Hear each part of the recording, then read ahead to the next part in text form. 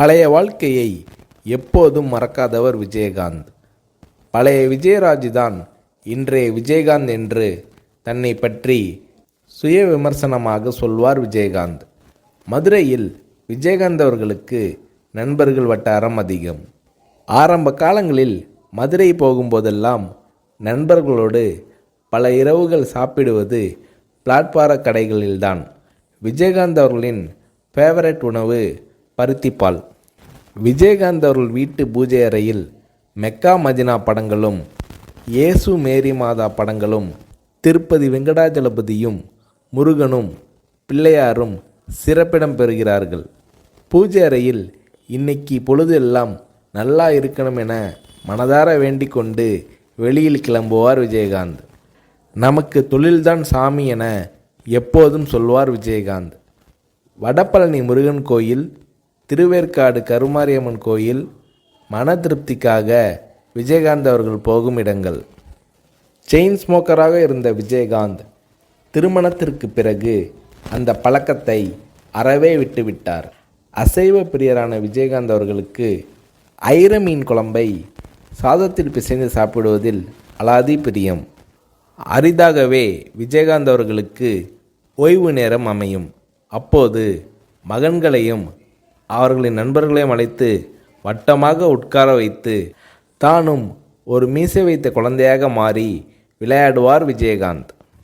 பெரிய சட்டியில் சாதம் போட்டு பிசைந்து குழந்தைகளுக்கு ஊட்டி விடுவார் விஜயகாந்த். ஹாலிவுட் சண்டை படங்கள் பார்ப்பதும் விஜயகாந்த் அவர்களது ஜாலியான நேரத்து விஷயங்களில் ஒன்று. பள்ளியில் படிக்கும்போது கால்பந்து விளையாட்டை பிரமாதமாக விளையாடுவார் விஜயகாந்த். கால்பந்து வெறியர். இங்கிலாந்து வரை போய் நேரில் கால்பந்து போட்டிகளை பார்த்து ரசிப்பார் விஜயகாந்த். விஜயகாந்த் அவர்களது மகன்களுக்கும் கால்பந்து விளையாட்டு பிரியம் வந்துவிட்டது. மகன்கள் சொல்லி சொல்லி கிரிக்கெட் பார்ப்பதும் விஜயகாந்த் அவர்களுக்கு பிடித்தமான விஷயமானது. வீட்டில் இருக்கும்போது பசங்களோடு ஜாலியாக கிரிக்கெட் விளையாடுவார் விஜயகாந்த். விஜயகாந்த் அவர்கள் வில்லனாக நடித்த ஒரே படம் இனிக்கும் இளமை. அதற்கு பிறகு எல்லாமே ஹீரோ வேடம்தான். பிற்காலத்தில் ஒரு பெரிய ஹீரோவுக்கு வில்லனாக நடிக்க ஒப்புக்கொண்டு அட்வான்ஸும் வாங்கிவிட்டார் விஜயகாந்த். நண்பர் இப்ராஹிம் ராவுத்தர் அதற்கு கடுமையாக எதிர்ப்பு தெரிவிக்க வாங்கிய அட்வான்ஸை உடனே திருப்பி கொடுத்து விட்டார் விஜயகாந்த். எந்த அளவுக்கு அன்பான மனிதரோ அதே அளவுக்கு கோபக்காரர் விஜயகாந்த். யோகா செய்ய ஆரம்பித்து கொஞ்சம் நிதானம் பழகினார் விஜயகாந்த். காலையில் யோகா, மாலையில் உடற்பயிற்சி இரண்டையும் செய்யும் நேரத்தில் டிவியில் நியூஸ் பார்த்து விடுவார் விஜயகாந்த். சண்டை காட்சிகள் தான் விஜயகாந்த் அவர்களின் அடையாளமே. அதில் லெக் ஃபைட் விஜயகாந்த் அவர்களின் ஸ்டைல். அதற்காக உடம்பை உறுதியாக வைத்துக்கொள்ள நினைத்தார் விஜயகாந்த்.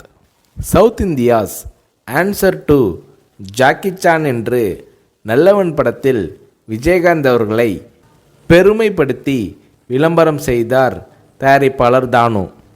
நடிகர் திலகம் சிவாஜியில் ஆரம்பித்து முன்னணி ஹீரோக்கள் எல்லோரும் பாட ஆரம்பித்த காலத்தில் விஜயகாந்த் அவர்களையும் ஒரு படத்திலாவது பாட வைக்க முயற்சி நடந்தது.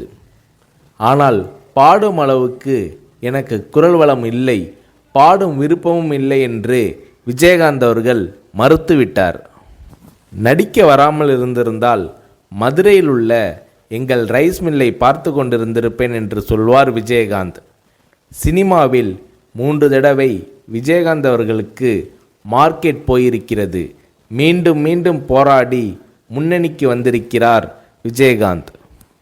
திருநாவுக்கரசு, ஜெயலலிதா, ஆர்எம்பி கேட்டும் தராத எம்ஜிஆர் அவர்களின் பிரச்சார வேனை விஜயகாந்த் அவர்களுக்கு கொடுத்தார் ஜானகி எம்ஜிஆர் அவர்கள். அதோடு எம்ஜிஆர், ஜானகி எம்ஜிஆர் என பெயர் குறித்த மோதிரங்களையும் விஜயகாந்த், பிரேமலதா தம்பதியினருக்கு வழங்கி மகிழ்ந்திருக்கிறார் திருமதி ஜானகி எம்ஜிஆர். தான் முதலில் வாங்கிய TMM 2 என்ற எண் கொண்ட அம்பாஸ்டர் காரை பாதுகாப்பாக நீண்ட காலம் வைத்திருந்தார் விஜயகாந்த். கேப்டன் விஜயகாந்த் அவர்களால் 10ஆம் வகுப்பு வரை தான் படிக்க முடிந்தது. வறுமையால் அவரது பள்ளி படிப்பை கேப்டன் விஜயகாந்த் அவர்களால் தொடர முடியவில்லை. ஆனால் வீட்டு வேலைக்காரர்களின் பிள்ளைகளை இன்ஜினியரிங் வரைக்கும் படிக்க வைக்க உதவி செய்தார் விஜயகாந்த். ஷூட்டிங் நடக்கும்போது நடிகர் நடிகைகளுக்கு ஒருவித சாப்பாடு, சாதாரண தொழிலாளர்களுக்கு ஒருவித சாப்பாடு என்று பாரபட்சம் உண்டு. இதை உடைத்து எல்லோருக்கும் ஒரே மாதிரி சாப்பாடு போட வேண்டும் என்ற நடைமுறையை கொண்டு வந்தார் விஜயகாந்த். ஞாயிற்றுக்கிழமை கேப்டன் விஜயகாந்த் அவர்களது வீட்டில் 50 பேராவது சாப்பிடுவார்கள். ஒவ்வொரு நாளும் அலுவலகத்திலும் அந்த அளவுக்கு சாப்பாடு நடக்கும். விஜயகாந்த் அவர்களின் குலதெய்வம் வீர சின்னம்மா. மதுரைக்கு பக்கத்தில் திருமங்கலம் அருகில் இருக்கிறது. பாழடைந்து கிடந்த கோயிலை சுற்றுச்சூழல் எழுப்பி கும்பாபிஷேகம் நடத்தி புதுப்பிக்க உதவியிருக்கிறார் விஜயகாந்த்.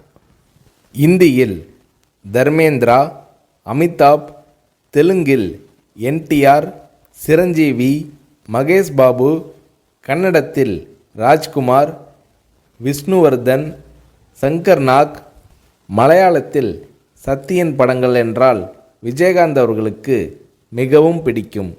சத்யன் நடித்த கரைகாணா கடல் விஜயகாந்த் அவர்களுக்கு மிகவும் பிடித்த படம்.